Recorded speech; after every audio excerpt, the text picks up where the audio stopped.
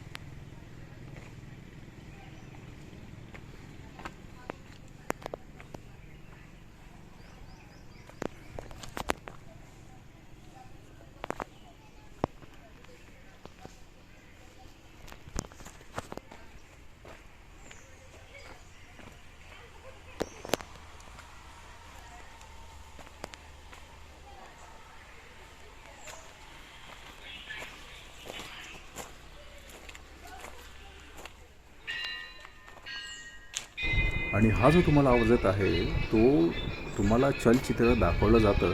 ज्या प्रकारे तुम्हाला सांगितलं होतं की गाईड इथे अवेलेबल असतात, त्या मुली तुम्हाला हे चलचित्र आणि त्याची संपूर्ण इन्फॉर्मेशन देत असतात. रत्नागिरी आणि कोकण असं म्हटलं की आजही सर्वांसमोर उभे राहतात उंच हिरवेगार डोंगर, नद्याखेड्या आणि अथांग समुद्र. कोकणाच्या या सौंदर्यात विविध घटक आणखी भर घालत असून पावसाळ्यात घाट रस्त्यातून जाताना दिसणारं कोकण म्हणजे हिरवाईचं एक सुंदर स्वप्नच. सर्वत्र पसरलेली भातशेती कोकणाच्या सौंदर्यात भर घालण्याचे काम करत असते. डोंगराच्या उतारावर टप्प्याटप्प्याने असणारी भातशेती कोकणात येणाऱ्या पर्यटकांच्या डोळ्यांचे पारणं फेडत असते. गढूळ पाण्याने भरलेली दुथडी भरून वाहणाऱ्या नद्या आणि श्रावण महिन्यात या हिरवाळ्याच्या पार्श्वभूमीवर उपासनाच्या खेळात सायंकाळच्या वेळी दिसणारे इंद्रधनुष्य म्हणजे कवितेत वर्णन केल्याप्रमाणे अनुभूतीस येणारे कोकण असतं. सलग सुट्ट्यांमुळे राज्यातील विविध भागातील पर्यटक सध्या कोकणात दाखल झालेले आहेत. कोकणाची मस्त हिरवाई पर्यटकांचे मन मोहित करत आहेत. राज्यात विविध भागात पडणाऱ्या पावसाची दरवर्षी आकडेवारी पाहिली तर लक्षात येईल की कोकण पावसाच्या सरासरीत दरवर्षी आघाडीवर असते.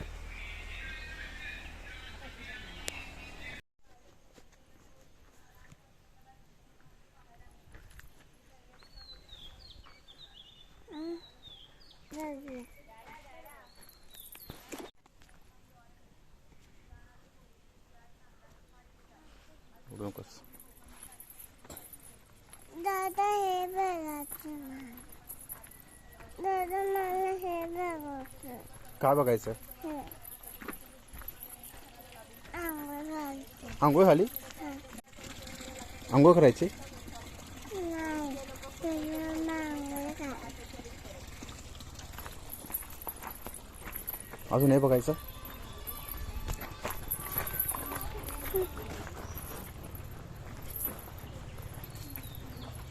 हा कोण आहे?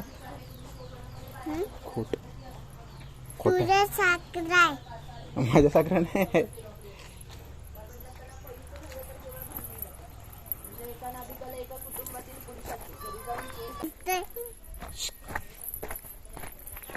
आला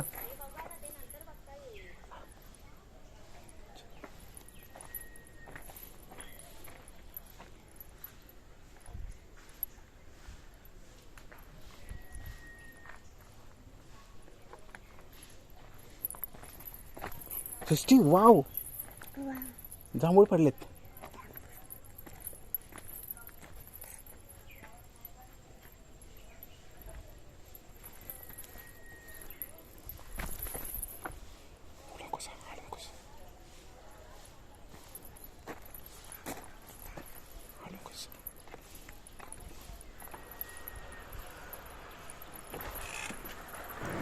मी या संग्रहालयातील काही निवडक प्रची इथे टाकलेल्या आहेत. जे कोणी कोकण फिरायला जातील त्यांनी आवश्यक भेट द्या. आणि ज्यांच्याकडे माझ्यापेक्षा चांगला कॅमेरा आहे आणि फोटोग्राफी स्किल आहेत त्यांनी चांगले फोटो टाका. इथून बाहेर पडायला आम्हाला सुमारे 4:30 वाजले. म्हणजे 2.5 तास सुमारे आम्ही संग्रहालय बघत होतो. शंख प्रदर्शन, बाकी कॅन्टीन, आमरस, कोकम सरबत या सर्व गोष्टी आपल्याला इथे मोफत मिळतात सध्या तरी.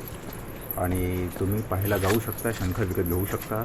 हे खरे शंख ठेवण्यात आलेले आहे. शंखाच्या प्रचंड प्रजाती तिथे आहेत आणि काही जिवंत मासे ही ठेवण्यात आलेले आहेत आपल्या पाहण्यासाठी. आणि खूप साऱ्या गोष्टी पाहण्यासाठी आहेत. आपण आवश्यक असे भेट द्या. ह्याची एंट्री फी आता तरी 50 रुपये आहेत पर पर्सन. आणि जसं तुम्ही ग्रुपनी जाऊ शकता. आणि खास करून इथे शाळा आणि कॉलेजच्या पिकनिक येत असतात. तर तुम्ही कधीही या वास्तूला सकाळी 8 वाजल्यापासून संध्याकाळी 6 वाजेपर्यंत भेट देऊ शकता.